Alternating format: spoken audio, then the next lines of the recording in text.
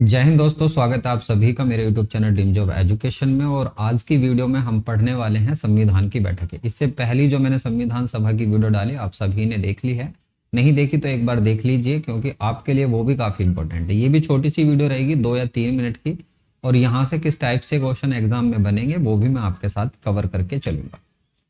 तो संविधान की जो सभा की स्थापना की गई थी ये की गई थी 6 दिसंबर 1946 ईस्वी को।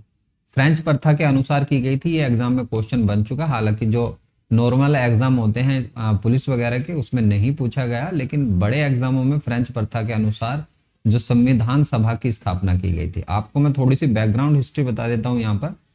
दरअसल कैबिनेट मिशन भारत के अंदर आता है संविधान बनाने, लेकिन उसको भारतीय जो है नकार देते हैं कि हमें संविधान आपसे नहीं बनवाना, हम अपना संविधान खुद बनाएंगे।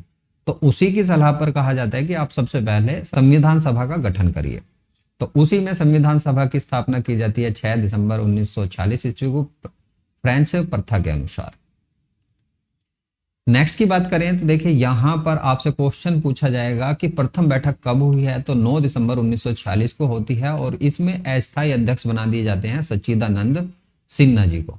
सच्चिदानंद सिन्हा संविधान सभा के अस्थायी अध्यक्ष बनाए गए थे, यानी कि अध्यक्ष रूप से नहीं, क्योंकि आनंद फानन में बिल्कुल जल्दबाजी में ये बैठक की गई थी, उसमें अस्थायी अध्यक्ष बना दिया गया कि इनको अध्यक्षता सौंप दी जाए। और दूसरी बैठक होती है 11 दिसंबर 1946 को। राजेंद्र प्रसाद जी को यहाँ पर स्थायी अध्यक्ष बना दिया जाता है। यहाँ पर अस्थायी थे और इनको स्थायी बना दिया जाता है कि जब तक भी संविधान बनकर तैयार होगा तब तक अध्यक्ष के रूप में यही रहेंगे।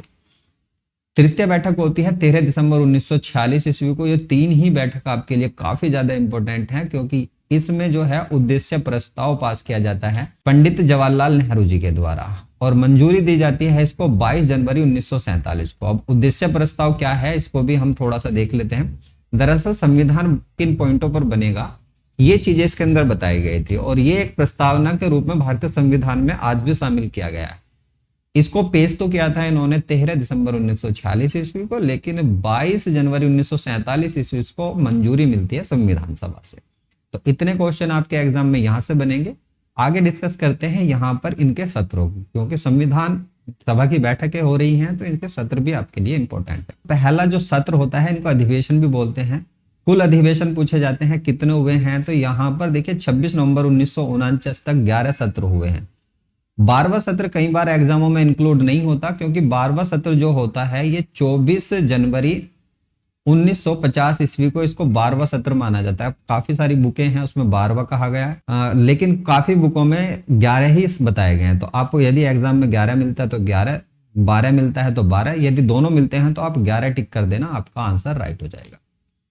कुल की बात करें तो 165 दिनों तक ये बैठकें चली हैं, जिसमें 114 दिन संविधान बनाने पर बहस ही चलती रही। अभी संविधान नहीं बना लेकिन बहस करते रहे कि किस टाइप से होगा। फोर्थ अधिवेशन आपको पता होना चाहिए क्योंकि पूछ लेता है। ये 11 अधिवेशन हुए हैं, तो चौथे अधिवेशन में तिरंगे झंडे को स्वीकृति मिली, और तिरंगे झंडे को स्वीकृति मिलती है 22 जुलाई 1947 को। इसीलिए हम जो है अपना झंडा दिवस जो मनाते हैं वो 22 जुलाई को मनाते हैं।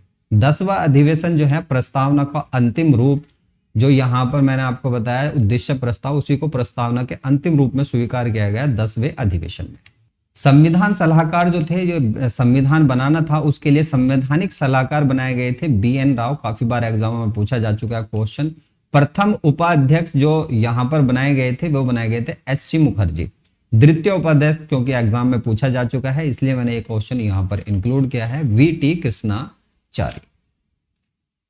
संविधान के प्रमुख वाचन का मतलब ये होता है कि एक मीटिंग चली है, किसने कितने दिन तक, उसी पर बहस होती रही। तो ये 3 वाचन हुए हैं, कुल 3 वाचन। एग्जाम में सीधा डिजिट रूप में भी पूछ लिया जाता है, नहीं तो ऐसे ही आपसे पूछा जाएगा कि निम्नलिखित में से कौन सा वाचन यानी प्रथम वाचन किस तिथि से किस तिथि तक हुआ। तो ये 4 नवंबर से लेकर 9 नवंबर 1948 तक हुआ प्रथम वाचन। दूसरा वाचन जो था 15 नवंबर 1948 से लेकर 17 अक्टूबर 1949 तक हुआ। तीसरा वाचन 14 नवंबर 1949 से लेकर 26 नवंबर 1949 तक हुआ। तो 3 वाचनों में डिवाइड हुआ था संविधान सभा की जो बैठक के अधिवेशन जो हुए थे, 3 वाचनों में डिवाइड हुई थी। एक पॉइंट ये भी आपको पता होना चाहिए, प्रारूप समिति ने जो संविधान बनाने के लिए विचार विमर्श किया था, उसे विचार विमर्श करने के बाद अपनी जो रिपोर्ट पेश की गई थी ये 21 फरवरी 1948 को पेश की गई थी कि हम जो है विचार कर चुके हैं और अब इस टाइप से हम अपना संविधान बनाएंगे। तो ये कुछ इंपॉर्टेंट पॉइंट थे आपके संविधान सभा से। छोटी छोटी वीडियो मैं आपके लिए यूजफुल बना रहा हूँ, उम्मीद करता हूँ कि आपको ये पसंद आ रही होंगी। यदि वीडियो पर यहाँ तक आए हैं तो लाइक और शेयर जरूर कर दें और चैनल पर नए हैं तो सब्सक्राइब जरूर कर दें।